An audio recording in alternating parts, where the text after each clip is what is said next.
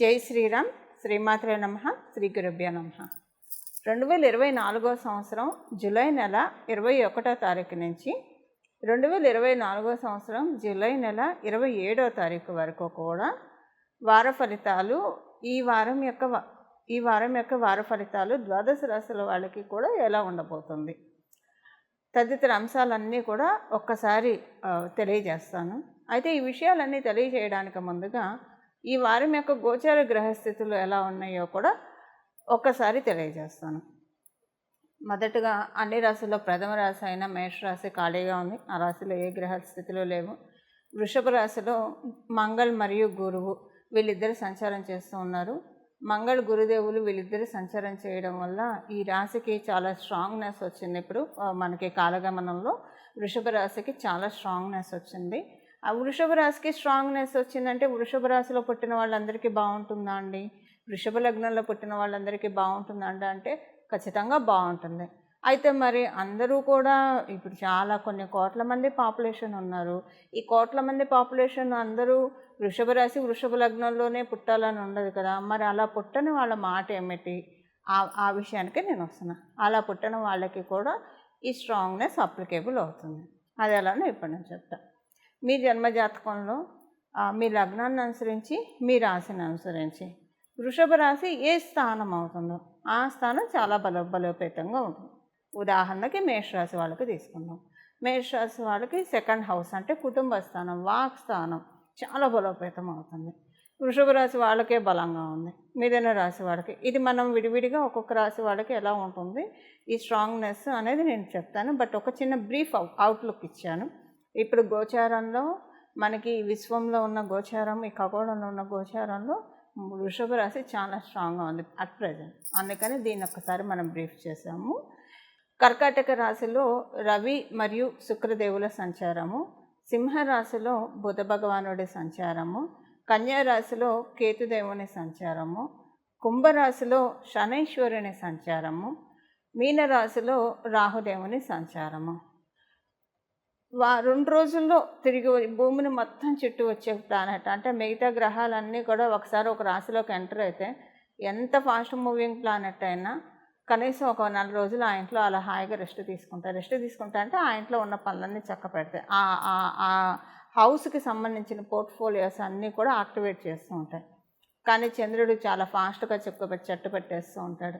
1-2 రోజుల్లోనే ఆయన పనులన్నీ చేస్తారు. వేరే ప్లానెట్స్ 1 మంత్ మినిమం 1 మంత్గా తీసుకునేవి చంద్రుడు మటుకు 2 డేస్లో మొత్తం ఆయనకి ఇచ్చిన టాస్క్ పనిచేసి మళ్ళీ వేరే రాశిలోకి వెళ్ళిపోతూ ఉంటాడు. అలా తిరిగే చంద్ర భగవానుడు ఈ వారంలో ధనుసు రాశి మొదలుకొని మీనరాశి వరకు ఆయన సంచారం చేస్తూ ఉన్నారు. ఈ వారం యొక్క గోచార గ్రహస్థితులు ఏదన్నా ఒక విశేషాంశాన్ని సూచిస్తున్నాయంటే ఖచ్చితంగా చాలా విశేషాంశాన్ని సూచిస్తున్నాయి. మొదటగా నేను చెప్పాను వృషభ రాశి చాలా బలంగా ఉంది. దాని గురించి నేను చెప్పాను. దాని గురించి ఒక్కొక్క రాశి వాళ్ళకి ఇన్ డీటెయిల్డ్గా కూడా చెప్పే ప్రయత్నం చేస్తాను. అలాగే ఇప్పుడు ఇంకొక విశేషం ఏంటంటే చంద్రగమనము ఈ వారం రోజుల 4 రాశిని చూడుతున్నారు. సో ఎప్పుడైనా ఒక వారం రోజులు ఆయన 4 రాశిని చూడతారు. మేబీ కొంచెం అటు వేరే రాశిలోకి వెళ్తూ ఉంటాడు. డిగ్రీస్ వైజ్ ఎక్కువగా ఉంటాడు. అయితే ఈ 4 రాశుల్ని ప్రతి వారం చూడుతూనే ఉంటారు కదా. ఇప్పుడున్న ఇంపాక్ట్ ఏంటి అంటే డెఫినెట్గా ఇప్పుడున్న విశేషం ఉంది. మనకి కాలగమనంలో ఇప్పుడు గురుమంగళ యోగం జరుగుతూ ఉంది. గురుమంగళ యోగము గురు భగవానుడు మరియు వీళ్ళిద్దరూ కలవడం వల్ల గురుమంగళ యోగం జరుగుతుంది. చంద్రుడు ధనుసు రాశి మొదలుకొని మీనరాశి వరకు సంచారం చేస్తూ ఉన్నారు. ధనుసు రాశి యొక్క అధిపతి గురు భగవానుడు, మీనరాశి యొక్క అధిపతి కూడా గురు భగవానుడే. ఎప్పుడైనా సరే యోగాలు బలంగా ఉన్నాయి అని పరిశీలించాలంటే చంద్రుడి నుంచి చూడాలి, లగ్నం నుంచి చూడాలి. చంద్రుడి నుంచి చాలా బలంగా ఏ యోగం అయితే బలంగా ఉంటుందో అది ఫిక్సప్ అయిపోతుంది. ఇప్పుడు గోచారంలో చంద్రుడు గురు భగవానుడికి సంబంధించిన రాశితో సంచారం మొదలుపెట్టి ఈ వారం ఈ వారం ఎండ్ అయ్యే లోపల గురు భగవానుడికి సంబంధించిన రాశిలోనే ఆయన ట్రాన్సిట్ ఎండ్ చేస్తున్నాడు కదా. అంటే ధనుసు రాశి మొదలుకొని మీనరాశి వరకు కూడా ఆయన ట్రాన్సిట్ ఉంది. ఇది చాలా విశేషము. ఈ వృషభ రాశి చాలా బలంగా ఉంది అని చెప్పడానికి ఇది చాలా మంచి శుభ సంకేతము. వృషభ రాశి ఎందుకు బలంగా ఉంది? వృషభ రాశి విడిగా బలంగా లేదు, వృషభ లగ్నం విడిగా బలంగా లేదు. బలంగా ఉండడానికి కారణం ఏంటంటే అక్కడ గురువు మరియు మంగళ వాళ్ళిద్దరు సంచారం చేస్తున్నారు. ఇప్పుడు దానికి చంద్రబలం కూడా తోడయి ఉండడం వల్ల నిజంగానే ఇది చాలా, అంటే చంద్రబలం ఎందుకు తోడైందంటే ధనుసు రాశిలో ఆయన సంచారాన్ని మొదలుపెట్టి మీనరాశిలో ఆయన సంచారాన్ని ఎండ్ చేస్తున్నాడు. కాబట్టి ఇక్కడ గురు భగవానుడికి సంబంధించిన రాశుల్లో ఆయన ట్రాన్సిట్ మొదలవడం ఎండ్ అవ్వడం ఉంది కాబట్టి చాలా మంచిది. ఇదొక విశేషాంశం. ఇంకొక విశేషాంశం ఉంది. అదేంటంటే బుధ భగవానుడు సింహరాశిలో సంచారం చేయడం. సింహరాశిలో బుధ భగవానుడు సంచారం చేయడం ఏ విధంగా ప్లస్ అంటే, ఏ విధంగా స్పెషల్ అంటే, ఇప్పుడు కన్యా రాశికి అధిపతి, మిథున రాశికి అధిపతి కూడా బుధ భగవానుడే.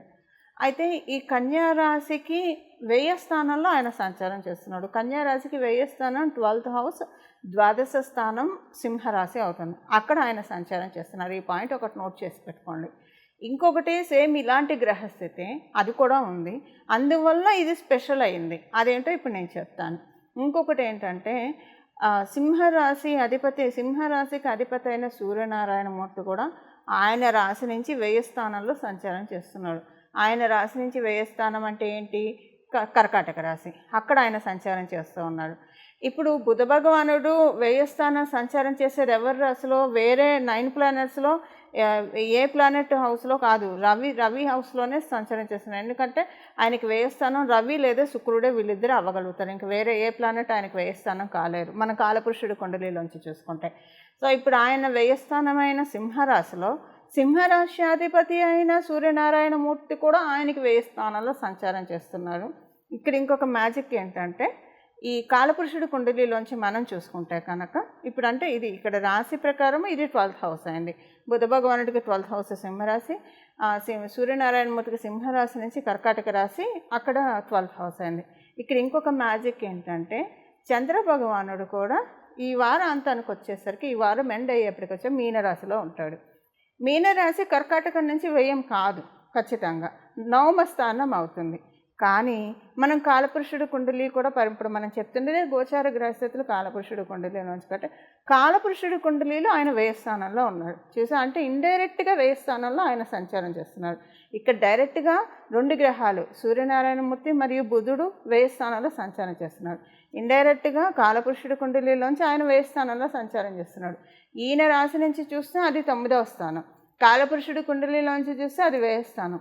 అంటే ఇక్కడ అర్థం ఏంటంటే, శుభకార్యాలకి అందరిళ్లలోనండి, ఒక్కళ్ళని కాదండి, ద్వాదశ రాశుల వాళ్ళకి, ద్వాదశ లగ్నాల వాళ్ళకి, 27 నక్షత్రాల వాళ్ళకి, వాళ్ళ ఇంట్లో శుభ గడియలు, శుభ పరంపర మొదలవుతుంది ఈ వారం నుంచి అని చెప్పడంలో ఏమాత్రం సందేహం లేదు. బికాజ్ ఇది గ్రహాలు ఇచ్చే ప్రామిస్. ఎప్పుడైతే గ్రహాలు ప్రామిస్ ఇస్తాయో, మేబీ మనుషులుగా మనం ఏదైనా ప్రామిస్ చేస్తే మనం అన్ని వేళలా నిలబెట్టుకోగలుగుతాం. కాలబలం దైవబలం సహకరిస్తే. అవి సహకరించకపోతే ఒక్కోసారి నిలబెట్టుకోలేము. కానీ ప్లానెట్స్ ప్రామిస్, భగవంతుడి ప్రామిస్ అలా అసలు ఒక్కనాటికి ఉండదండి. ఎప్పుడైనా సరే వాళ్ళు ప్రామిస్ చేశారంటే అది నిలబెట్టుకునే తీరుతారు. కాకపోతే దాన్ని మనం డీకోడ్ చేసుకోగలగాలి. అలా డీకోడ్ మీకు చేయడానికే మాలాంటి జ్యోతిష పండితులు ఉన్నాము. ఇది డీకోడ్ అనమాట. సో ఏంటి, ఇప్పుడు ఈ 10వ స్థానం చాలా బలంగా ఉంది కాలగమనంలో ప్రతి ఒక్కళ్ళకి కూడా, ద్వాదశ రాశి వాళ్ళకి. ఈ 10వ స్థానం బలంగా ఉండడం ఎలా ఉంది? శుభ పరంపరతో కూడి ఉంది. అంటే గురు భగవానుడు ఆశీస్సులతో కూడిన 10వ స్థానం బలంగా ఉంది. ఎప్పుడైనా గురు భగవానుడు ఆశీస్సులతో కూడి 10వ స్థానం కనుక బలంగా ఉంటే ఏమవుతుందంటే, అంతా అదృష్టకరమైన వార్తలు వింటారు, శుభకార్యాలు చేస్తారు, లేదంటే తీర్థయాత్రలు చేస్తారు, పుణ్య కార్యక్రమాలు చేస్తారు, దాన ధర్మాలు ఎక్కువ చేయగలుగుతారు. కన్స్ట్రక్షన్స్, దేవాలయాలు ఇలాంటివి ఏమైనా ఉంటే అవుతాయి. హౌస్ కన్స్ట్రక్షన్స్ ఏమన్నా స్లో డౌన్ అయి ఉంటే అవి ఇప్పుడు నెమ్మదిగా పుంజుకుంటాయి.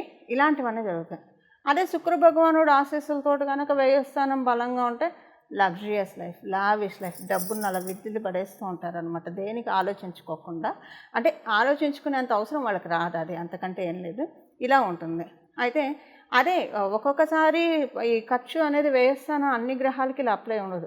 ఇదే శనీశ్వరుడు 10వ స్థానాన్ని లీడ్ చేస్తూ ఉంటే, అంటే ఈ సిగ్నిఫికెన్స్కి శనీశ్వరుడికి కనుక పడితే ఏడుస్తూ ఖర్చు పెడతారు, ఈసుడో అంటూ ఖర్చు పెడతారు. ఏడుస్తూ ఎప్పుడు ఖర్చు పెడతారు? హాస్పిటల్స్కి ఖర్చు పెట్టాలంటే డెఫినెట్గా ఏడుస్తున్నాం. అంటే ఆనందంతో అయితే ఖచ్చితంగా ఖర్చు పెట్టాం కదా, వ్యాధి తగ్గుతుంది, అది సంతోషమే. కానీ ఆనందత అయితే డెఫినెట్గా ఖర్చు పెట్టరు కదా. ఇలాగా బాధపడుతూ పెట్టేవన్నీ కూడా శనీశ్వరుడి పోర్ట్ఫోలియోలో ఉంటాయి. బట్ ఏదైనా జడ్జిమెంటల్గా చెప్పకూడదు. ఆయన మళ్ళీ వేరే అన్ని రాసుల్లో అలా ఉండదు. ఒక 2-3 కేసెస్లో ఎక్సెప్షన్ ఉంటుంది. But most of the cases అలానే ఉంటాయి. అంటే ఒక్కొక్క గ్రహతత్వాన్ని బట్టి అలా ఉంటుంది. సో ఈ వారం చాలా విశేషంగా ఉంది. ఈ వారం చేసుకోవాల్సిన పరిహారం మీరు చేసుకుంటే ఇక్కడి నుంచి మనం ఇప్పుడు చెప్పుకునేది ఈ వారానికి సంబంధించిన ఫలితాలు అయినా సరే ఇక్కడి నుంచి 3 years వరకు మన లైఫ్ చాలా సెక్యూర్డ్గా ఉంటుందండి. ఏ విషయాల్లో మనకి పడుకున్నప్పుడు చక్కటి నిద్ర మరియు చక్కటి కళలు వస్తాయి. సెకండ్ విషయం ఏంటంటే మన డబ్బులు అనవసరంగా ఖర్చు కావు, వేస్ట్గా పోవు. ఖర్చు పెట్టామంటే డెఫినెట్గా దానికి ఒక వ్యాలిడ్ రీజన్ ఉంటుంది. మనం డబ్బు ఖర్చు పెట్టామంటే అందరూ వ్యాలిడేట్ చేస్తారు. అసలు అవతల వాళ్ళ వ్యాలిడేషన్ మనకెందుకు కావాలని అనుకోవచ్చు. వ్యాలిడేషన్ లేకపోయినా సరే ఒక్కోసారి ఈ ఖర్చులు ఎందుకు పెట్టారు, ఆ ఖర్చులు ఎందుకు పెట్టారు అని అనేవాళ్ళు ఉంటారు కదా. అలా విమర్శకుల ప్రశంసలను అందుకునే విధంగా అందరికీ ఉందండి, ఒక్కళ్ళకి ఇద్దరికి అని కాదు. సో ఈ ఖర్చు చాలా మంచి పని చేసావు. ఇప్పుడు ఏదైనా ఒక శుభకార్యం చేస్తే బాగా చేస్తారు మీరు, భోజనం బాగుంది, చాలా బాగుంది, ఇలా అంటే శుభకార్యం చేసిన వాళ్ళకి చాలా హ్యాపీనెస్ ఉంటుంది కదా. సో ఇలాగ వ్యాలిడేషన్ అనేది అలా వస్తుంది అందరి నుంచి. ఇదొకటి. మనకి ఫస్ట్ మనస్తృప్తి, ఆత్మసంతృప్తి, ఇది మెయిన్ మనకు కావాలి. ఏం చేసినా సరే అవతల వాళ్ళ మెప్పు మనం పక్కన పెట్టేస్తే మనల్ని మనం సాటిస్ఫై చేసుకోవాలి. ఇదే చాలా కష్టము. ఇప్పుడు అది జరుగుతుంది. మీరు ఒక యాత్ర చేస్తే ఆ యాత్రకి సంబంధించిన కంప్లీట్ ఎనర్జీస్, ఆ పర్టికులర్ దేవాలయానికి సంబంధించిన ప్రతి దేవాలయంలో ఒక్కొక్క ఎనర్జీ ఉంటుంది. ఆ ఎనర్జీని కంప్లీట్గా మనం గ్రాస్ప్ చేసుకోగలుగుతాం. ఇప్పుడు మనం ఏం పరిహారం చేసుకోవాలో మనం ఇప్పుడు చూద్దాం. వృషభ రాశి వాళ్ళకి అసలు మీ రాశి చాలా బలంగా ఉందండి. ఎంత బలంగా ఉందంటే అన్ని రాశుల వాళ్ళకి మీ రాశి ఏదైతే ఇండికేట్ చేస్తుందో దాన్ని పరిపుష్టిగా సూచిస్తూ ఉంది. ఇప్పుడు మీరు వృషభ రాశిలో పుట్టారు, లగ్నం ఇది కాదంటే బెంగపడకండి. వృషభ లగ్నం కాకపోయినా మీ రాశి వాళ్ళకి అలానే మీరు వృషభ లగ్నంలో పుట్టారు, రాశి ఇది కాదనుకున్నా మీకు ఇది వర్తిస్తుంది. ఇప్పుడు ఏం ఫలితాలు మీకు ఉంటాయి? సెల్ఫ్ ప్రోగ్రెషన్, సెల్ఫ్ డెవలప్మెంట్, చాలా కాన్ఫిడెన్స్, చాలా కరేజ్ అనమాట. Lot of confidence. అంటే మీలో ఉన్న క్యాలిబర్ ఏంటి, మీకున్న ఎఫిషియన్సీ ఏంటి, మీకున్న సమర్థత ఏంటి, మీలో ఉన్న గుడ్ ఫీచర్స్ ఏంటి, ఇవన్నీ మనకి ఒక్కొక్కసారి ఇన్బిల్ట్గా కూడా మనలో చాలా టాలెంట్ దాగి ఉంటుంది. అది ఒక్కొక్కసారి మనకు కూడా తెలియదు. ఎలాగైతే కస్తూరి మృగం ఎక్కడి నుంచి ఒక చక్కటి పరిమళం వస్తుంది, ఎక్కడి నుంచి వస్తుంది ఈ ఆరోమా అంటే అడవంతా తిరుగుతుంది, దాని జీవితకాలం మొత్తం అడవంతా తిరుగుతుంది, కానీ అరే వచ్చేది దాని నుంచి అని దానికి తెలియదు. అంటే అక్కడ ఏంటంటే అదొక చిన్న అజ్ఞానం కదా. అలా మనకి తెలియదు. ఒక్కొక్కసారి మనలో ఎంత టాలెంట్ ఉందో మనకు అర్థం కాదు. ఒక్కొక్కసారి దైవబలం అనుకూలంగా ఉంటే, కాలబలం అనుకూలంగా ఉంటే, సృష్టి మనకి తోడై ఉంటే, పంచభూతాలు మనల్ని దీవిస్తూ ఉంటే మనలో ఉన్న టాలెంట్ మనకి గుర్తు చేస్తాయి. అవి ఒక్కసారి టచ్ చేసి వదిలిపెడతాయి. అలా టచ్ చేసి వదిలిపెట్టే టైమే మీ వృషభ రాశిలో పుట్టిన వాళ్ళకి, వృషభ లగ్నంలో పుట్టిన వాళ్ళకి. సో ఈ టచ్ చేసి వదిలేసే టైం ఇప్పుడు మనకి చాలా ప్లానెట్స్ అన్నీ కూడా చాలా తీవ్రంగా పనిచేస్తూ ఉండడం వల్ల ఈ 1 week to 3 yearsలో మీ టాలెంట్స్ అన్నీ కూడా తోడే విధంగా, అలాగైతే ఒక డైరెక్టరు ఒక నటుల నుంచి ఎంతైతే వాళ్ళలో ఉన్న నటనా ప్రావీణ్యాన్ని వెలికి తీస్తారో, ఇప్పుడు మీలో ఉన్న క్యాలిబర్ని, మీకున్న ఎఫిషియన్సీని, మీకున్న సెల్ఫ్ డ్రైవ్ని, మీకున్న విల్ పవర్, కాన్ఫిడెన్స్, వీటన్నిటిని నేచర్ తోడుతుంది. నేచర్ మనందరికీ కథా, స్క్రీన్ ప్లే, డైరెక్షన్ మొత్తం కూడా విశ్వనాథుడైన జగన్నాథుడు, అమ్మ ప్రకృతి మాత ఇప్పుడు ఆ పనిలో ఉంది. ఇది వృషభ రాశి వాళ్ళకి జరగబోతుంది. అది ఈ వీక్ నుంచి చోటు చేసుకోబోతుంది. ఇక డౌన్ ద లైన్ 3 years లోపల ఈ ప్రెడిక్షన్ మీరు డెఫినెట్గా చూసే తీరుతారు. మీకు డెఫినెట్గా నాలో ఈ టాలెంట్ ఉందా, ఇన్నాళ్ళు నేను ఎందుకు ఆలోచించలేదు, కొంచెం రిగ్రెట్ కూడా ఫీల్ అవుతారు. ఎందుకు రిగ్రెట్ ఫీల్ అవుతారంటే ఈ టాలెంట్ ఎప్పుడైతే తెలుసుకుంటారో, బాగా వర్కింగ్ చేస్తారో, అప్పుడు మీకు అరే ఇన్నాళ్ళు చేయకుండా కూర్చున్నానే అన్న బాధ ఉంటుంది కదండి. అంతే. రిగ్రెట్ అంటే అంతకు మించి ఏం లేదు. ఒక సంతోషకరమైన రిగ్రెట్స్ కూడా కావాలండి మనకి అప్పుడప్పుడు. సో ఇది వింటుంటేనే మీ కళ్ళంబడ ఖచ్చితంగా ఆనంద బాష్పాలు వచ్చే తీరుతాయి. అలా వచ్చాయంటే మీరు ఖచ్చితంగా ప్రకృతి మాత ఆశీస్సులు అందుకుంటున్నారు కాబట్టే మీకు ఆ వైబ్రేషన్, ఆ కళ్ళంబడి నీళ్ళు వస్తాయి, లేదంటే రావు. ఖచ్చితంగా ఈ వీడియో ఎవరైతే చూస్తూ ఉంటారో వాళ్ళకి ఆ కళ్ళంబడి నీళ్ళు, ఆనంద బాష్పాలు ఖచ్చితంగా వచ్చి తీరుతాయి. ఇప్పుడు మనం ఏం పరిహారం చేసుకోవాలో కూడా దీన్ని పట్టుకోవడానికి చూడాలి కదా, అది ఇప్పుడు చూద్దాం. ఆల్రెడీ నేను చెప్పాను ఎంత మంచి విశేషమైన గ్రహస్థితి. స్టార్టింగ్లో మీకు వీడియో స్టార్టింగ్లో చెప్పాను ఎంత మంచి విశేషమైన అనుకూలతోటి కూడి ఉన్న గ్రహస్థితి. ఇది డీకోడ్ చేసి చెప్పాను. దీన్ని మనం గ్రాస్ప్ చేసుకోవాలి. గ్రాస్ప్ చేసుకోకుండా మన కళ్ళ ముందు కంచంలో అన్ని పంచపక్ష పరమాన్నాలు పెడతారు. దేవుడు ఇప్పుడు పెట్టాడు మన ముందు. బట్ మనం చేతితో కలుపుకొని తింటామా? తింటే మనకి అనుభవించగలుగుతాం. లేదా అలా చూస్తూ ఉంటే అదంతా వెనక్కి వెళ్ళిపోతూ ఉంటుంది. సో ఆ మిస్టేక్ ఇప్పుడు ఎవరు చేయకండి. కంప్లీట్గా ఇది గ్రాప్ చేసుకోవడానికే ప్రయత్నించండి. ఎందుకు 1-2 సార్లు ఒత్తి పలుకుతున్నానంటే, గోచారంలో మంచి మూమెంట్స్ వచ్చినప్పుడు దాన్ని మనం ఒడిసి పట్టుకోవాలి. మా జాతకం బాగోలేదు, పుట్టినప్పటి నుంచి కష్టాలే, ఇలా రకరకాలుగా వింటున్నాం. అలా అనుకునేవాళ్ళు ఇలాంటివి పట్టుకొని చూడండి.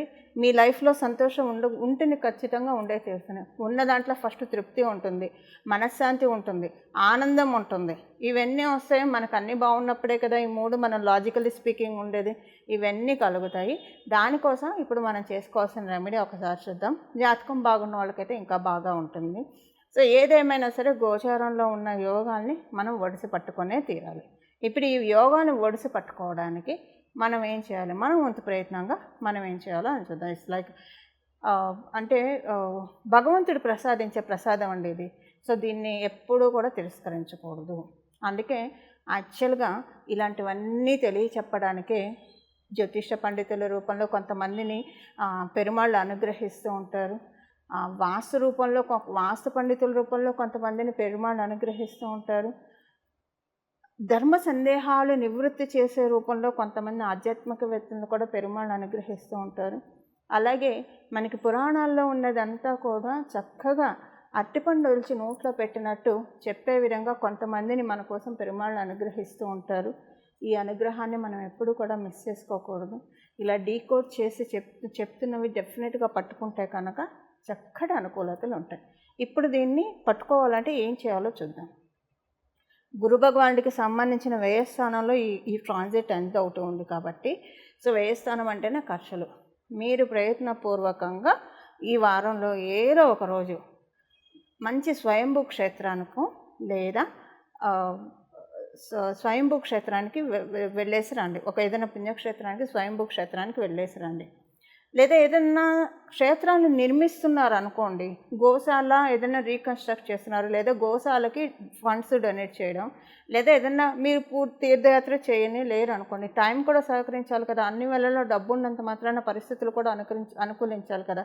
వెళ్ళలేకపోయారు అనుకోండి, ఎక్కడైనా ఏదైనా దేవాలయం రీకన్స్ట్రక్ట్ అవుతుంది, లేదా ఏదైనా దేవాలయం నూతనంగా నిర్మించబడుతుంది, చక్కగా దానికి ఫండ్స్ డొనేట్ చేయండి. ఇందులో గురు భగవానుడు అంటే అన్ని ఆలయాలకి డొనేట్ చేయొచ్చు. శివాలయానికి డొనేట్ చేస్తారా, విష్ణు ఆలయానికి డొనేట్ చేస్తారా, అమ్మవారి ఆలయానికి డొనేట్ చేస్తారా, లేదా ఏదైనా గురువుకి సంబంధించిన ఆలయాలు ఏమన్నా కడుతూ ఉంటాయి. ఎందుకంటే కృష్ణ పరమాత్ముడు గురువు, దత్తాత్రేయ స్వామి వారి గురువు, ఇలా ఏదైనా గురు పరంపరకు సంబంధించిన ఆలయాలు ఆలయాలు కడుతున్నారా, వాటికి డొనేషన్ ఇవ్వండి. లేదా మీకు యాత్ర అన్నా చేయండి. మీ ఇంటి దగ్గర ఉన్న ఇప్పుడు విజయవాడ పరిసర ప్రాంతాల్లో ఉన్న వాళ్ళకి చక్కగా ఇబ్బందే లేదు, దుర్గామ్మవారిని దర్శించుకోవచ్చు. చక్కగా వాళ్ళందరూ కూడా దుర్గామ్మవారి కనుసన్నల్లో దుర్గామ్మవారి పరిరక్షణలో ఉన్నారు, చక్కగా అలా దర్శించుకోవచ్చు.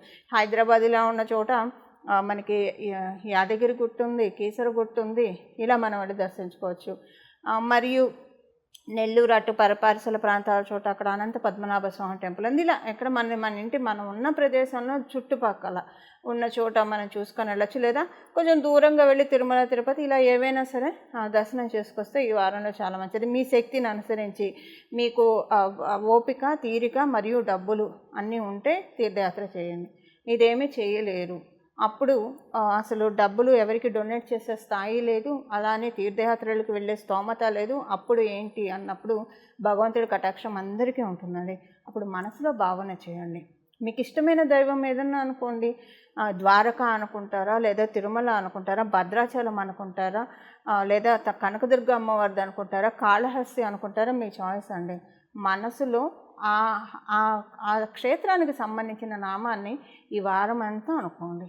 ఉదాహరణకి మీకు తిరుమల వెళ్ళాలనుకున్నారు అనుకోండి, మనసులో అనుకోండి గోవింద గోవింద గోవింద గోవింద గోవింద అని. ఈ వారం మొత్తం మీద మీరు ఏ పనన్నా చేస్తున్నారు, మీ పనులు ఏమి ఆపుకోకండి. మీరు బతకడానికి కావలసిన పనులు చేస్తూనే, మీ ఇల్లుని నడపడానికి పనులు చేస్తూనే మనసులో గోవిందుడి నామాన్ని స్మరించుకోండి. అలా మీరు ఏ క్షేత్రానికి వెళ్ళాలి, ఇప్పుడు కాళహస్తికి వెళ్ళాలనుకున్నారు, వెళ్ళలేకపోయారు, కాళహస్తీశ్వరాయ నమః, కాళహస్తీశ్వరాయ నమః, కాళహస్తీశ్వరాయ నమః, ఇలా కాళహస్తీశ్వరుని స్వామిని ధ్యానించుకోండి. ఇలా మీరు ఏ ఏ దేవాలయాలకు వెళ్ళాలనుకున్నారు, వెళ్ళడానికి ఇప్పుడు అనుకూలంగా లేదు, ఇప్పుడు డబ్బులు ఉన్నా కూడా పరిస్థితులు అనుకూలించవు, అప్పుడు డొనేట్ చేయొచ్చు. సో అలా ఏదైనా చేయొచ్చు. ఈ మూడవది సులభోపాయం ఇది చేయొచ్చు. ఈ వారం అంతా కూడా ఆ క్షేత్రానికి సంబంధించిన దైవాన్ని స్మరించుకుంటే సరిపోతుంది. ఇప్పుడు విజయవాడ వెళ్ళాలనుకున్నాను, దుర్గాయ నమః, దుర్గాయ నమః, దుర్గాయ నమః ఇలా అనుకోండి. ఈ మూడు కలిపి ఎవరైతే చేస్తారో మీ దగ్గర స్తోమత ఉంది, మీరు ఏదైనా క్షేత్రానికి వెళ్ళి దర్శించుకురాగలుగుతారు. స్తోమత ఉంది, పరిస్థితులు కూడా అనుకూలంగా ఉంది, సమయం కూడా అనుకూలంగా ఉందంటే వెళ్ళి దర్శించుకోండి. మీకు ఇంకా స్తోమత ఉంది, ఏదైనా ఆలయం రీకన్స్ట్రక్షన్కి డబ్బులు కూడా ఇచ్చే స్తోమత ఉంది, చక్కగా కన్స్ట్రక్షన్కి డబ్బులు ఇవ్వండి. దాంతోపాటు ఆ దైవానికి సంబంధించిన నామాన్ని స్మరించుకోండి. ఈ మూడు చేయగలిగే వాళ్ళు ఇంకా సూపర్ ఉంటుందండి. సో కాలగమనంలో వచ్చే దీన్ని పట్టుకోవడానికి ప్రయత్నించండి, ఈ చక్కటి రెమెడీని చేయడానికి ప్రయత్నించండి. ఈ వారంలో ఇది కాలబలం చాలా బాగా ఉంది, గోచారంలో క్యాలిక్యులేషన్స్ చాలా చక్కగా ఉన్నాయి. దీన్ని ఒడిసి పట్టుకోవడానికి ప్రయత్నించండి. దీని ఫలితాలు వచ్చే 3 సంవత్సరాల లోపల చక్కటి అదృష్టాన్ని, ఆనందాన్ని, వెంట్రుక వాసులు తప్పిపోయే పనులు లేకుండా మీరు చేపట్టిన పనులు చక్కగా పట్టిందల్లా మనకి అనుకూలంగా మారే విధంగా ఇప్పుడు మనం తెలుసుకున్న పరిహారం డెఫినెట్గా సూచిస్తుంది. ఇవి గ్రహదేవతలు అనుకూలాన్ని ఇచ్చేది, గ్రహదేవతల ప్రామిస్. ఇలా మీరందరూ కూడా భగవద్ అనుగ్రహాన్ని, భగవద్ కృపని విశేషంగా మరియు అపారంగా ఆ పెరుమాళ్ళ యొక్క శక్తి, అమ్మవారి యొక్క మరియు పరమశివుడి యొక్క కృపని మీరు పరిపూర్తిగా అందుకోవాలని, మీ జీవితం మొత్తం కూడా చాలా సంతృప్తికరంగా, ఆనందకరంగా మీ అందరి జీవితాలు సాగాలని, మనందరి జీవితాలు సాగాలని చెప్పి నేను కూడా మీ తరఫున పెరుమాళ్ళని శరణి వేడుకుంటున్నాను. గోవిందాయ నమః. మంగళం. నమో భగవతే వాసుదేవాయ.